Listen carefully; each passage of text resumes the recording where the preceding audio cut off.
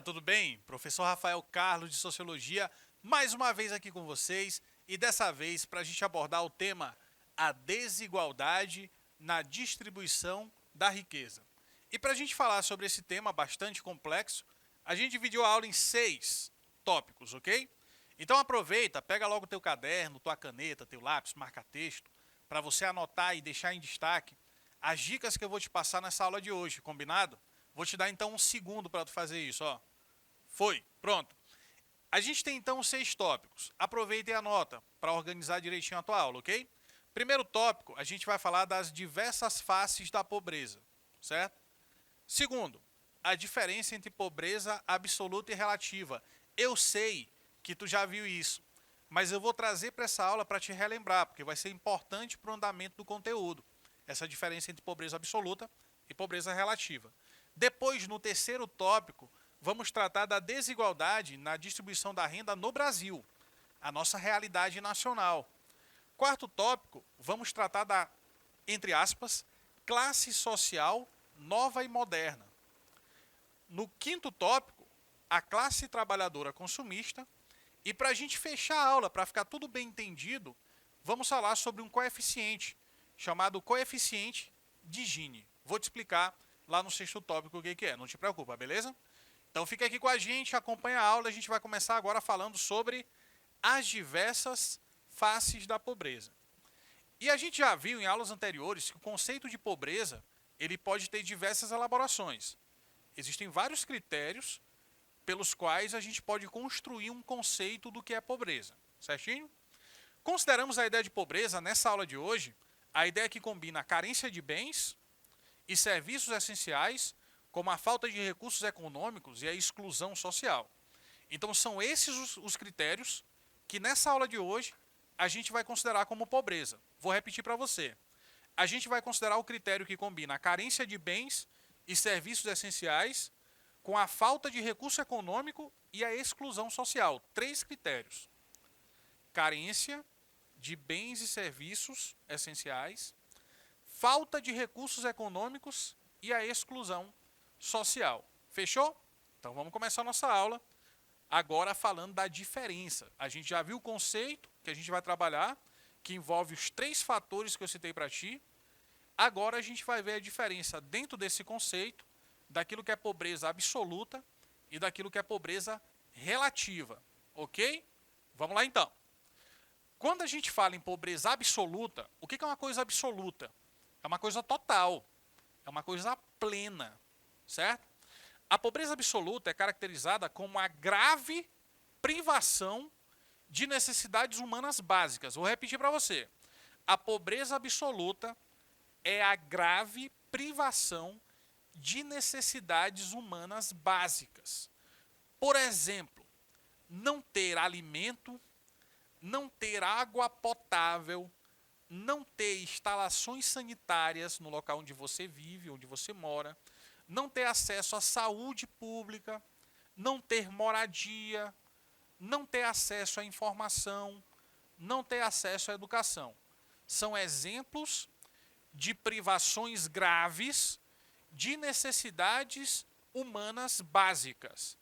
Quando isso acontece, a gente pode dizer, esse grupo social ou essa pessoa é pobre, no sentido absoluto da palavra, porque ela está privada gravemente do atendimento daquilo que é o básico para a sua vivência e sobrevivência. Ok? Mas existe um outro conceito, que é o conceito de pobreza relativa. Olha só, pobreza absoluta é uma coisa, pobreza relativa é outro conceito. Quando a gente fala de pobreza relativa, a gente fala de uma situação em que o indivíduo ou o grupo, em comparação com a média dos indivíduos naquela sociedade, ele vive em condições menos favoráveis de renda ou de emprego. Não quer dizer que ele é absolutamente pobre, mas quer dizer que em relação à média de condição de vida naquela sociedade, ele está abaixo dessa média. Então ele tem o que a gente chama de pobreza relativa. Porque a pobreza relativa é fruto da comparação. A pobreza absoluta não. A pobreza absoluta tem um critério objetivo. Está dizendo para ti o que é ser pobre na pobreza absoluta. Na relativa, a gente está falando de uma comparação entre a média de condição de vida da população e daquele indivíduo. Então, mesmo que ele não seja pobre absolutamente, mas se ele está abaixo da média de condição de vida, de emprego, de renda, ele é pobre relativamente. Ok? Então, lembre-se disso. Existe a ideia de pobreza absoluta, plena, completa, total, que é um critério objetivo, e existe a pobreza relativa, que é um critério comparativo em relação à média daquela população, daquela sociedade. Ok? Beleza, vamos adiante então com a aula. Vamos falar da desigualdade na distribuição de renda aqui no nosso país, a nossa realidade brasileira. O Brasil, vocês sabem disso, é um país historicamente desigual, socialmente, em termos de renda, tem muita concentração de riqueza no país, isso desde sempre, né? Desde que o Brasil foi descoberto lá em 1500 até os dias de hoje, a gente tem essa grande problemática social que é a desigualdade. Não é uma coisa de agora e muito menos é uma coisa que ficou no passado. Ela ainda existe como fruto da formação econômica e social do nosso país. Distribuição de renda, primeiramente, de modo bem objetivo, bem simples, bem direto, é a maneira como a renda é distribuída pelos habitantes de um país ou região. É isso que a gente vai falar agora em relação ao Brasil, ok? A distribuição de renda no Brasil. O IPEA, Instituto de Pesquisa Econômica Aplicada, essa é a sigla, IPEA, divide essa distribuição em duas categorias. Atenção para isso aqui, que isso é muito importante. Existe a chamada distribuição funcional de renda e existe a distribuição pessoal de renda. Fica atento para essa diferença, ok? Distribuição funcional é uma coisa, pessoal é outra coisa. Quando a gente fala funcional, a gente está colocando a ideia de função social. Essa distribuição funcional, ela vai analisar a repartição do PIB anual entre proprietários de capital, os empresários, e os trabalhadores assalariados, certo? Já a distribuição pessoal de renda, ela verifica os rendimentos que as pessoas e famílias recebem. É a tal da renda per capita, que é um termo muito comum em geografia. Vocês sabem disso, né? Então essa diferença aqui ela é importante de saber, ok? Distribuição funcional tem a ver com o mercado de trabalho. Distribuição pessoal é o número de pessoas, de famílias ali daquela sociedade e a maneira como o valor do PIB é distribuído. E aí, surge no Brasil, nos últimos anos, a ideia de que com o avanço de determinadas políticas de assistência social, que também são políticas de transferência direta de renda, algumas delas, percebe-se a formação daquilo que se chama de uma nova classe social. A classe social nova e moderna, certo? Será a classe média, nova e moderna no Brasil. Na produção científica sobre o tema da desigualdade social e na distribuição de riquezas também, pesquisas de grandes institutos como o IBGE, o IPEA, que a gente citou ainda agora, e o DIEESE também, indicam que o Brasil, nas últimas décadas, vamos levar em conta as 3 últimas décadas, dos anos 90 para hoje, né? O Brasil reduziu a desigualdade na distribuição de renda. Professor, então está tudo maravilhoso? Não, calma, não é isso. Não é que está tudo bem, não está. Mas era pior antes. O Brasil dos anos 70, o Brasil dos anos 80, era um país onde tinha muito mais concentração de renda do que tem hoje. Mas hoje ainda tem muito também. O problema não foi resolvido. Ele foi diminuído, certo? Ele foi amenizado. Segundo o que indica esses institutos de pesquisa. Essa visão otimista da redução da desigualdade no Brasil defende que o conjunto de políticas públicas implementadas a partir dos anos 2000, final dos anos 90, começo dos anos 2000, elas acabaram impactando, elas possibilitaram a mobilidade social, principalmente qual? A ascendente. Quando a pessoa sai da pobreza para uma condição melhor de vida, de setores da sociedade brasileira, das classes C e D. O Brasil tradicionalmente é dividido em 5 classes, para você ter uma ideia. O IBGE determina que exista no Brasil a classe A, B, C, D e E.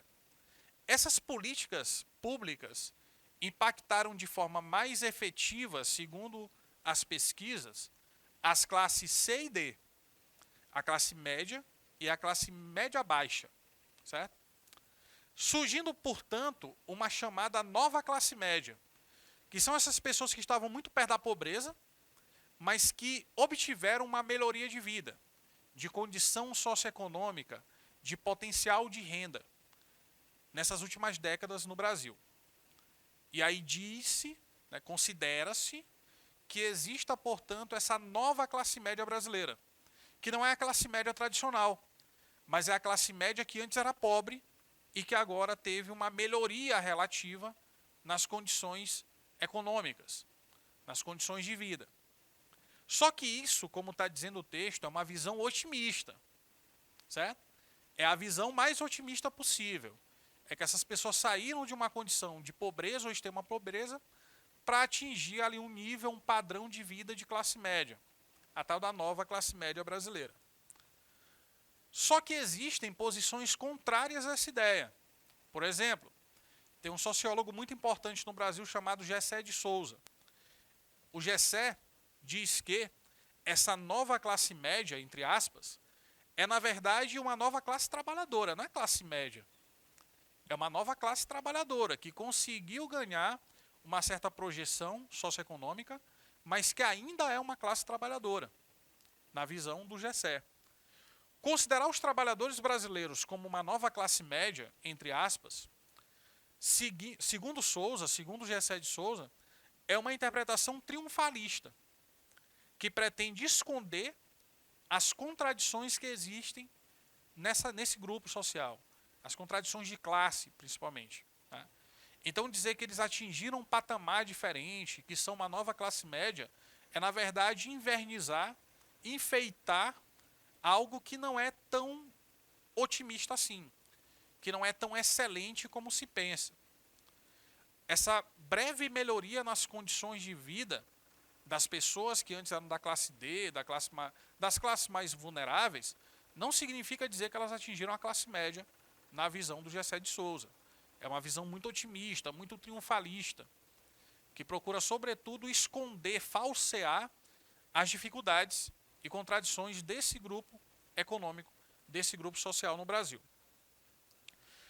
Associar, fazer a ligação da ascensão social, da subida, né, de camada social, exclusivamente à melhoria de renda e à ampliação da capacidade de consumo, desconsidera, na visão do Gessé de Souza, que o advento da crise econômica, de uma crise qualquer, possa realocar, colocar de volta as pessoas na condição anterior, socioeconômica. Ou seja, é uma melhoria que está de acordo com uma conjuntura.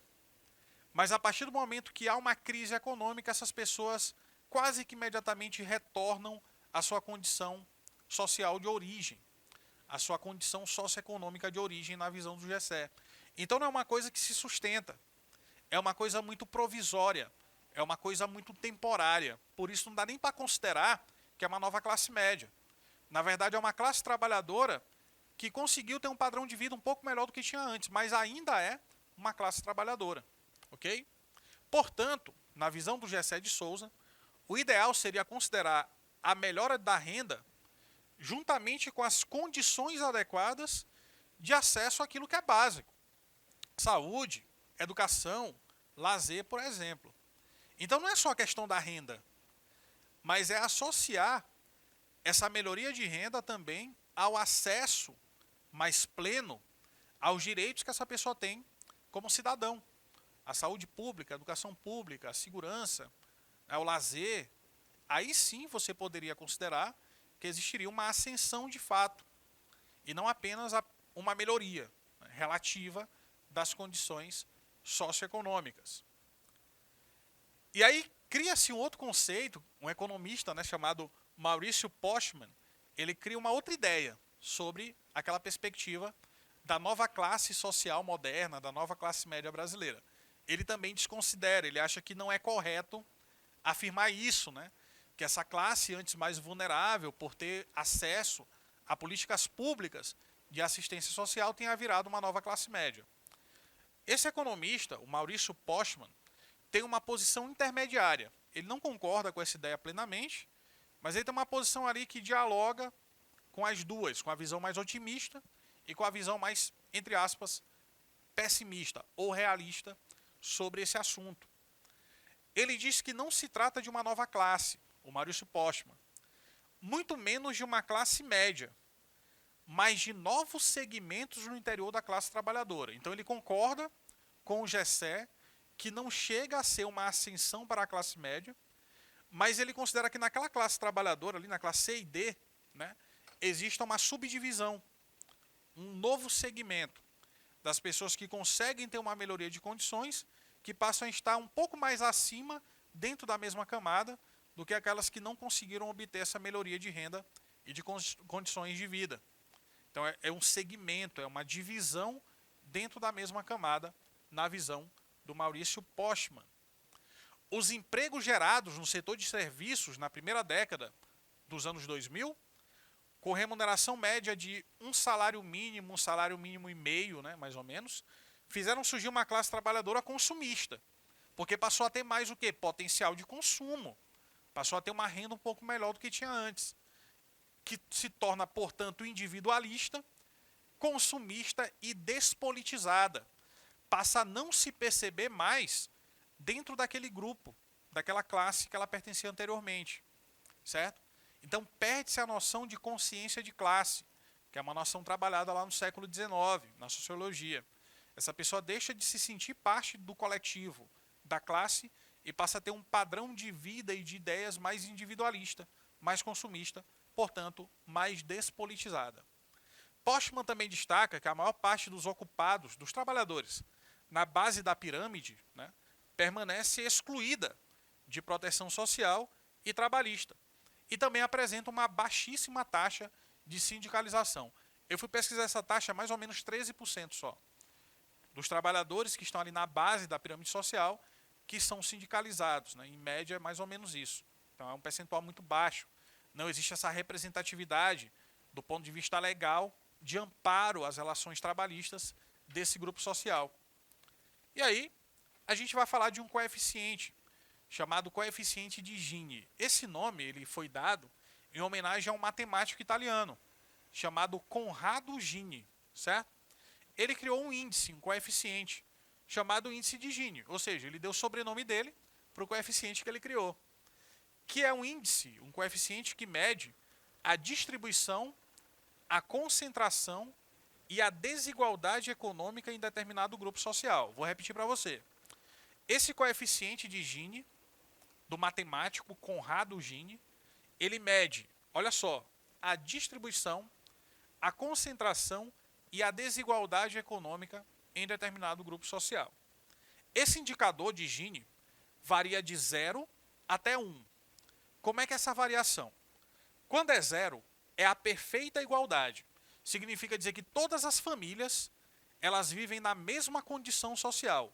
Não existe desigualdade. É o índice 0.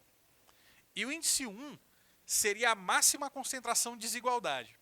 É como se apenas uma família tivesse toda a renda da sociedade. Certo? 1. Então você sai da perfeita igualdade para a máxima desigualdade, de 0 a 1.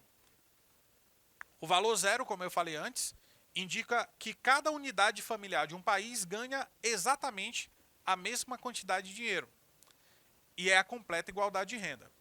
O índice de valor 1, que é o máximo, indica que só uma família, só uma, ganha a renda nacional inteira, o que representaria uma completa desigualdade de renda. A maioria dos países do mundo varia entre 0,2 a 0,5. Lembra que quanto maior, mais desigualdade existe, ok? Quanto maior esse número é, existe mais desigualdade. A maioria dos países que tem no mundo varia aqui, ó, de 0,2 até 0,5. Vamos ver o Brasil? O índice de Gini do rendimento mensal real domiciliar no Brasil é de 0,54 em 2012, foi para 0,544 em 2019 e o último índice avaliado foi o de 2020, onde a gente está em 0,524. A gente está um pouco acima da média mundial do coeficiente, ou seja, o Brasil é um país ainda muito desigual. Com esses dados, a gente encerra mais uma aula de Sociologia. Muito obrigado pela atenção. A gente se vê numa próxima videoaula. Tchau, tchau.